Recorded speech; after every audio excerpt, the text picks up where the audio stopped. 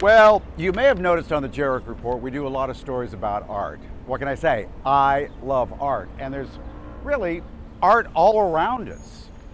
And in the hands of artist Nicole Donnelly, even this is art. You know, I'm always fascinated about where people's brains go. Right. You know what I'm saying? Like, how does your brain get to this? It's such a good question, and I don't know.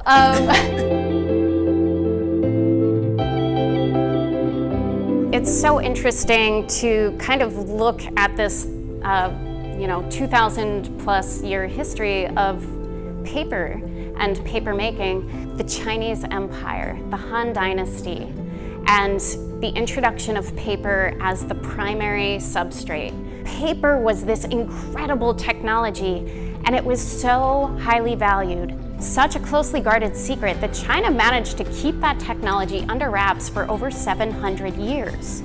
When it hits Egypt, technology of papermaking hits Egypt, and Egypt has been supplying the world with papyrus, which is similar to paper, but it's not exactly the same. Paper collapses the papyrus economy. Egypt tanks because of this. It's fascinating stuff. What is the Paper Think Tank?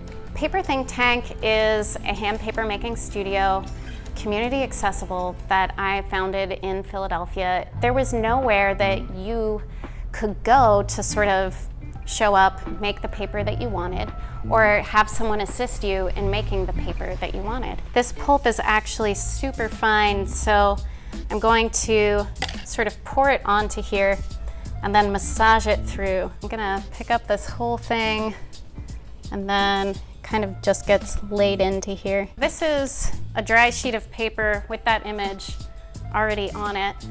And then this is the sculpture. Paper, as we know, is a ubiquitous material now. We think of it as being something that's highly disposable, but it is also a wonderful artistic medium. I'll often work in a series, so this sculpture here and these 4 pieces here are all using the same base paper, which is a high shrinkage flax, and the same color palette and some of the same imagery throughout. What I learned over time was that imagery could be embedded directly into the surface of paper.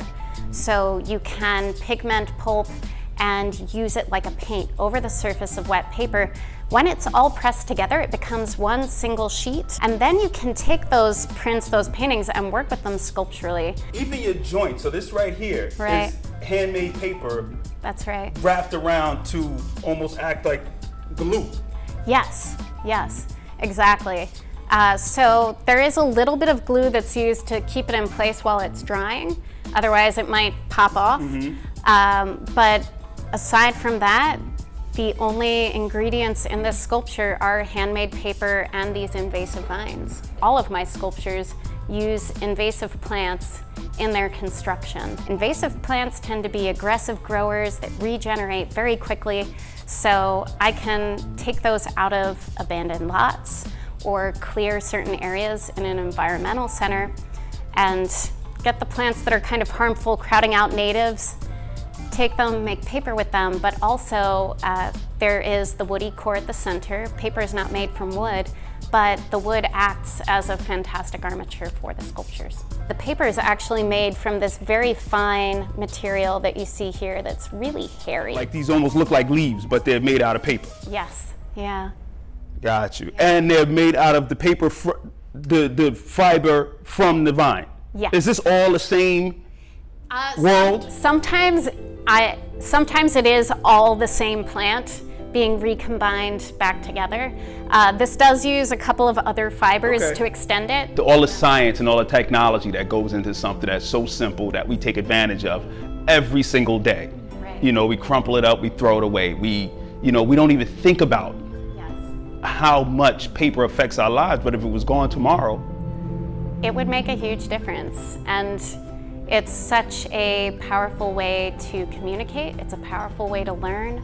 And one of my, major passions is to sort of revive paper as a very important, valuable material. It's not meant to be disposable.